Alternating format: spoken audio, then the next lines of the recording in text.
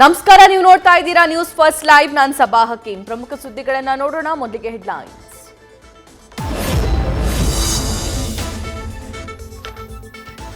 ನಕಲಿ ST certificate ಪಡೆದ ವ್ಯಕ್ತಿ ಕರೆತಂದು ಟಿಕೆಟ್ ಕೊಡಿಸಿದ್ರು. ಮಾಜಿ ಸಚಿವ ಶ್ರೀರಾಮುಲು ವಿರುದ್ಧ ಬಿಜೆಪಿ ಎಸ್ಟಿ ಮೋರ್ಚಾ ರಾಜ್ಯಾಧ್ಯಕ್ಷ ಬಂಗಾರು ಹನುಮಂತು ಆಕ್ರೋಶ. ವಾಲ್ಮೀಕಿ ಸಮಾಜಕ್ಕೆ ಮೋಸ ಮಾಡಿದ್ರು ಅಂತ ಆರೋಪ.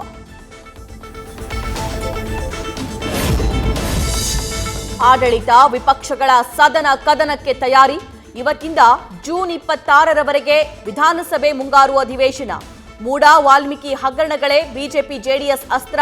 ಸೂಡಾ ಅಕ್ರಮವನ್ನ ಪ್ರತ್ಯಸ್ತ್ರ ಮಾಡಿಕೊಳ್ಳಲು ಕಾಂಗ್ರೆಸ್ ಪಡೆ ಪ್ಲಾನ್. ಮಾಜಿ ಸಿಎಂ ಬೊಮ್ಮಾಯಿ, ಎಚ್ಡಿ ಕುಮಾರಸ್ವಾಮಿ ಅನುಪಸ್ಥಿತಿ. ವಿಧಾನಸಭೆಯಲ್ಲಿ ಸಿಎಂ ಸಿದ್ದರಾಮಯ್ಯ ಎದುರಿಸೋ ಸವಾಲು. ಈ ಬಾರಿಯ ಅಧಿವೇಶನದಲ್ಲಿ ಒಂಟಿ ಹೋರಾಟಕ್ಕೆ ಸಜ್ಜಾದ ಆರ್ ಅಶೋಕ್.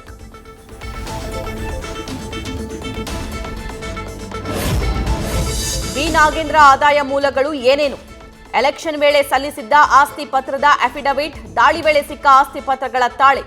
ಇಡಿ ತನಿಖೆಯಲ್ಲಿ ವ್ಯತ್ಯಾಸ ಕಂಡು ಬಂದ್ರೆ ಮಾಜಿ ಸಚಿವನಿಗೆ ಮತ್ತಷ್ಟು ಸಂಕಷ್ಟ. ವಾಲ್ಮೀಕಿ ನಿಗಮ ಹಗರಣದ ಹಣ ಎಲೆಕ್ಷನ್ಗೆ ಬಳಕೆ ಆರೋಪ. ಇಡಿ ಆರೋಪಗಳನ್ನು ಪುಷ್ಟೀಕರಿಸುವಂತಿದೆ ಸ್ಕ್ಯಾಮ್ನ ಟೈಮ್ ಲೈನ್.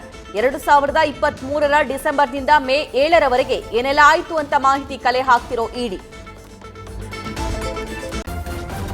ನ್ಯೂಸ್ ಫಸ್ಟ್ ನಿರ್ಭೀತಿಯಿಂದ ನಿಮ್ಮ ಪರವಾಗಿ.